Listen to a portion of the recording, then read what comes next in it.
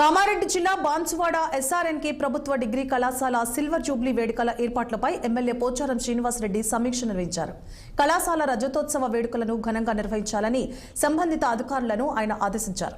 అభివృద్ధికి తోడ్పడిన విశిష్ట అతిథులు పూర్వ విద్యార్థులను ఘనంగా సన్మానించుకుంటామని ఈ సందర్భంగా పోచారం తెలిపారు.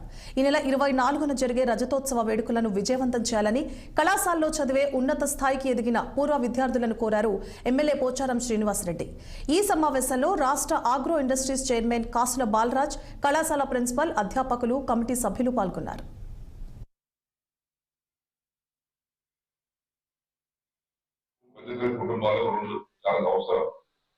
అందుబాటులోకి విద్య తీసుకురావాలి, అందుబాటులోకి వైద్యం తీసుకురావాలి.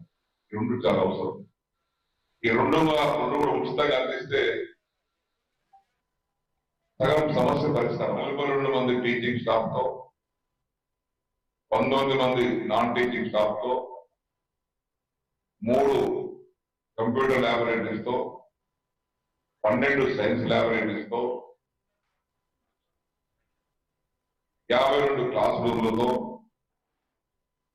అన్ని అందులతో ఈ కళాశాల ప్రారంభం 25 వసంతాలు పూర్తి చేస్తున్నాం. కాబట్టి 25 సంవత్సరాలు జరుపుకునేటువంటి silver jubilee, next golden jubilee, platinum jubilee, diamond jubilee, ఇవన్నీ గతంలో భవిష్యత్తులో జరుపుకునే అవకాశాలు ఉన్నాయి.